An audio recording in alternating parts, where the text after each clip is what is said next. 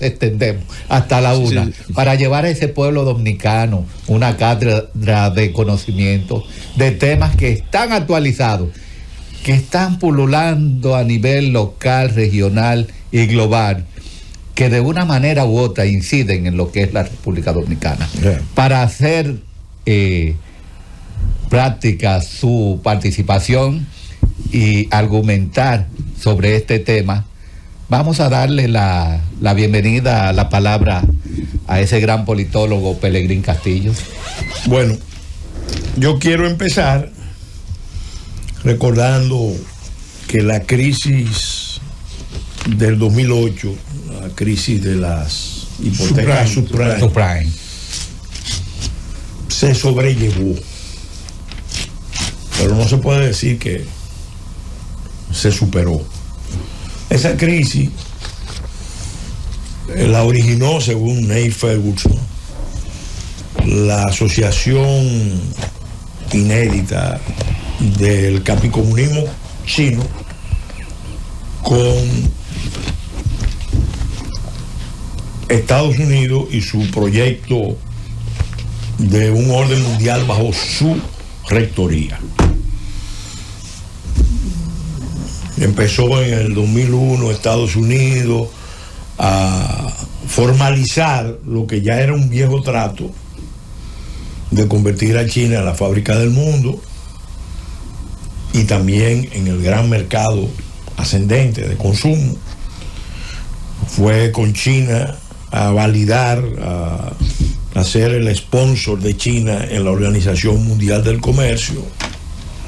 China ingresó con unas ventajas especiales porque además de ir de la mano con Estados Unidos, se le reconoció por parte de Estados Unidos, que era la objeción que había, la condición de país en desarrollo, y se le dio la condición de nación más favorecida. Eso, estimuló mucho que en los Estados Unidos y en Occidente en general se produjera un proceso de sobreconsumo financiado por ese esquema y por los ahorros asiáticos. ¿Y por la esclavitud china? Bueno, ese era el esquema. Tenían una China en ascenso que se aprovechaba de los precios chinos y de la estructura capicomunista, como explica Loretta Napoleoni, y en el 2008 estalla. Ya se ve que es un esquema que no se puede mantener, y esa crisis fue paliada, fue sobrellevada, se evadió la crisis, ese río hondo de la crisis, con un gran acuerdo en el G20 de Londres. Primero fue en Washington, después en Londres, donde los chinos jugaron un papel estelar, porque los chinos le dijeron a los Estados Unidos, para la recuperación, para la superación de esta prueba, nosotros estamos en condiciones de poner recursos en igualdad de Estados Unidos. ¿Por qué? Porque era su socio y no le convenía tampoco que se hundiera la economía de Estados Unidos y ellos perder, porque iban a perder, todos iban a perder. Entonces se pusieron de acuerdo en el G20 de Londres en el 2012.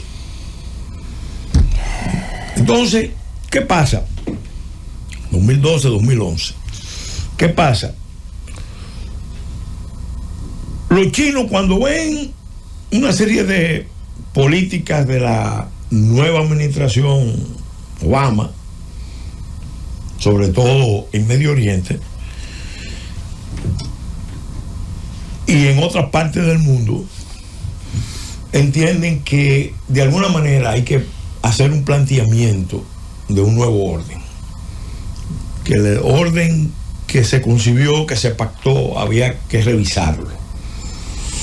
Y por eso China viene con un megaproyecto, proyecto de una China nunca vista, la Franja y la Ruta de la Seda y la línea Xi Jinping como soporte político ideológico, que en el punto 10 enfatiza que para tener seguridad nacional, o sea, para los chinos sentirse seguros, tienen que tener proyección global.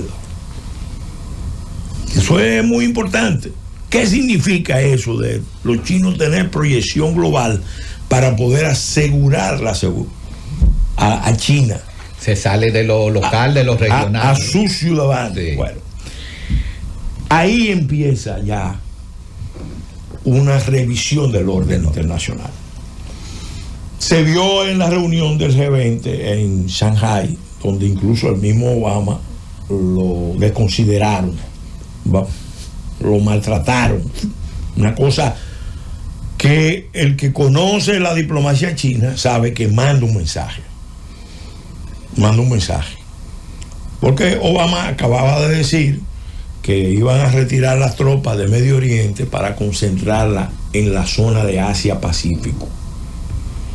Entonces, cuando él llegó a Shanghai, lo recibieron sin alfombra roja, lo obligaron a bajar por una escalera interna del avión y hubo hasta un rifirrafe entre la seguridad del presidente americano y el protocolo chino.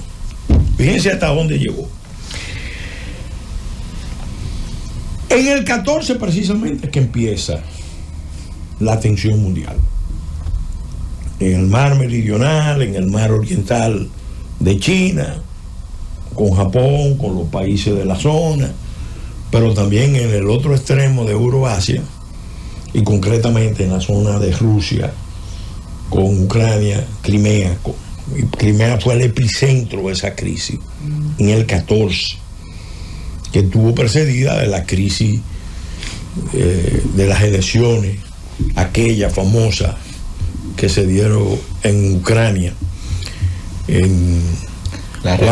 cuando Yanukovych tuvo que exiliarse en Rusia por la revuelta que produjo lo que era el movimiento encabezado por Víctor Yushchenko. ¿Qué pasa? Esa crisis del 2008, bueno, nos llevó ya a un plano diferente, porque estábamos hablando de Rusia y China y otros países de Euroasia planteándose la revisión del orden mundial. Fíjense que ahí en ese contexto es que aparecen los BRICS, claro, que de una categoría financiera de Goldman Sachs se convierte ya en una especie de entidad con cuerpo, con vida propia, y que va ganando espacio, va planteándose también en la misma línea de China.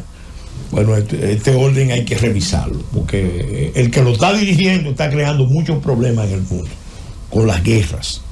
Ese era el núcleo del cuestionamiento que había. La crisis presente, porque hago eso como antecedente de la crisis presente. Fíjense, China viene arrastrando problemas serios, internos. Después del COVID se esperaba que venía una situación difícil, y esa situación llegó con la crisis de la burbuja inmobiliaria de Evergreen en China. Es enorme. De Evergrande. Evergrande, sí, Evergreen. Los chinos, a diferencia de lo que pasa en estos lares, pero no es tan diferente ya como era en otros tiempos. Bueno, China se maneja con mucho control de la información. Hay mucho secretismo, porque no hay mucha diferencia sector público, sector privado. El PSC controla la economía china, los ahorros chinos, las grandes empresas chinas, y las grandes empresas chinas y sus líderes que se salen del esquema que le fija, lo someten usando técnicas maoístas, claramente, de la revolución cultural. Entonces, eso es bueno tenerlo presente. Esta crisis, bueno, ya estaba ahí en China, una crisis que tiene capacidad de propagación, de difusión en el mundo, coexistiendo con una crisis estructural de más de 30 años que tiene Japón. Japón es una economía rara, extraña, porque es una economía que crece muy poco. Muy poco o nada. Claro, ¿qué es lo que no se dice? Que si se hace la comparación del crecimiento o el poco crecimiento japonés con la población económicamente activa, vemos que realmente el crecimiento real de Japón es alto. Pero si le metemos la variable de la población envejeciente, que ya no es económicamente activa, ahí la situación es diferente. Japón tenía esa crisis ahí por muchos años con intereses negativos propiamente, la política monetaria de Japón muy restrictiva, y eso lo que hacía era, según se ha visto, era estimular que fondos de Japón salieran para Estados Unidos, para Europa, a financiar proyectos en Japón, en Estados Unidos y en Europa. ¿Qué pasa? Parece que los japoneses, que están viendo venir escenarios de conflicto en Medio Oriente y que ellos son altamente dependientes del petróleo, han empezado a tomar algunas medidas para cubrirse, para superar esa situación que estaba sacando recursos de Japón para Estados Unidos, para Europa, específicamente para las industrias tecnológicas. Lo estaba sacando, y entonces está provocando, ya se anunció, porque esto coincide con el anuncio del Banco Central japonés de aumentar los tipos de interés, y al aumentar los tipos de interés, inmediatamente los fondos que se habían ido, como eran negativos, empezaron a retornar, y afectando ¿a qué? A las empresas, a los campos de inversión de las empresas grandes en Estados Unidos y en Europa. Sin embargo, en Estados Unidos también hay señales de que no todo va bien, porque coincide la situación de Japón con una decisión de un anuncio de que también Estados Unidos va a ir en esa línea ante la posibilidad de que venga una recesión en Estados Unidos. Y el hecho de que Warren Buffett, el gran inversionista, el mayor inversionista individual, haya decidido quedarse con una liquidez sin precedente en sus manos, es una señal de que hay un problema de expectativas, de que actores como esos, que son bastante racionales, están viendo un escenario complicado. Lo están viendo en Estados Unidos, señores. Recordemos que al presidente Trump lo iban a ejecutar. Este fin de semana el avión del presidente Trump tuvo falla mecánica y tuvo que aterrizar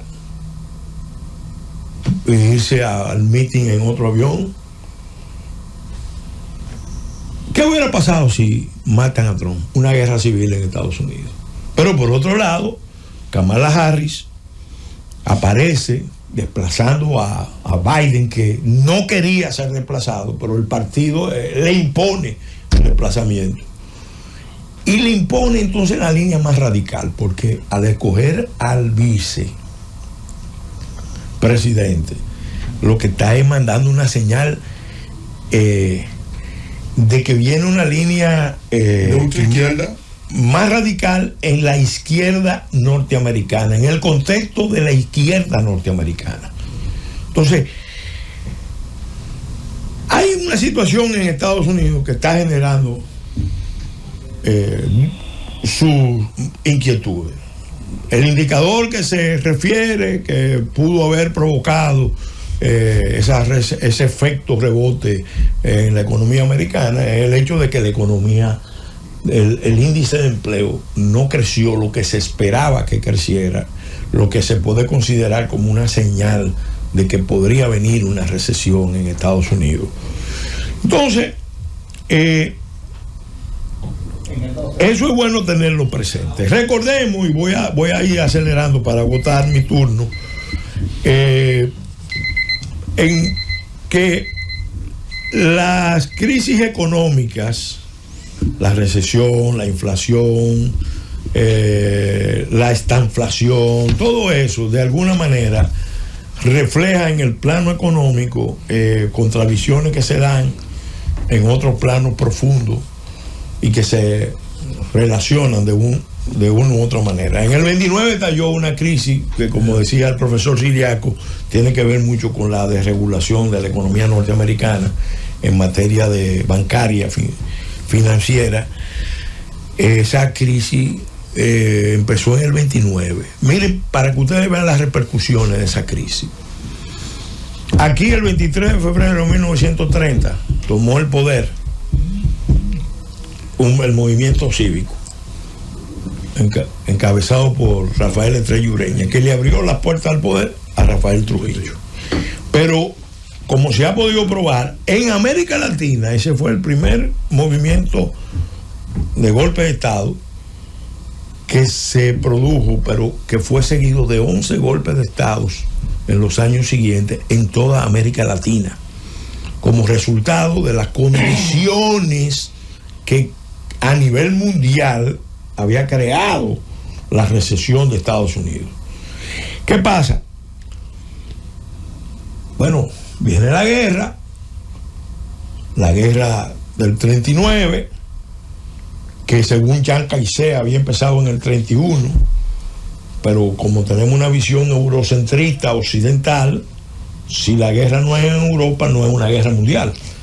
Para que sea mundial tiene que empezar en Europa o en Occidente. Claro, en Occidente. Entonces, ¿qué pasó ahí? Bueno, en esa guerra Estados Unidos fue el país que mejor librado salió, porque su estructura no sufrió lo que sufrió la de Rusia, la de Alemania, la de Japón. Creció. Y al terminar la guerra, el Producto Interno Bruto del mundo, el 50% del Producto Interno Bruto del mundo, en ese momento, 1945, pertenecía a los Estados Unidos. Fíjense cómo esa crisis que se genera en Estados Unidos, al final se salda con una guerra mundial enorme en Europa, donde Estados Unidos es el último que entra, como pasó en la Primera Guerra Mundial, y el que termina de inclinar la balanza a favor de un nuevo orden que nace ahí, porque el otro de la Primera Guerra nació muerto. La Sociedad de Naciones no se podía mantener, y una de las razones por las que no se podía mantener era por el fuerte impulso aislacionista de Estados Unidos, que lanzó la idea y después no la validó. Entonces, ¿qué pasa?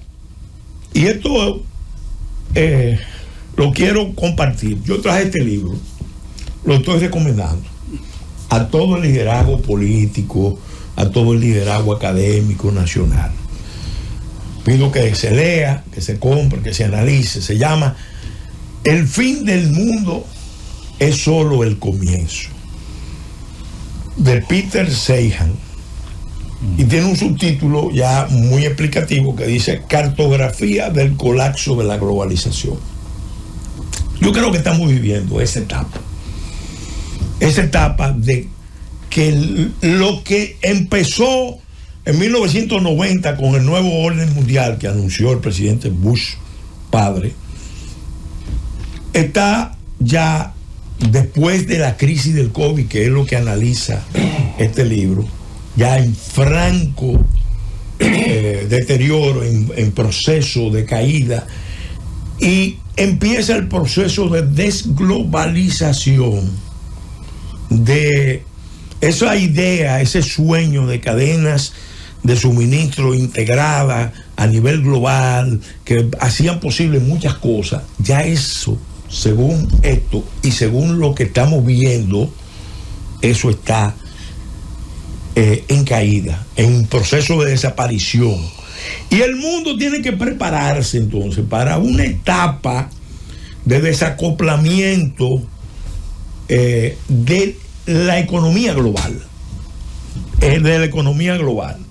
Eso viene acompañado, y lo explica Seyhan, y lo han explicado muchos otros, sobre todo en la última obra de Manuel Toto.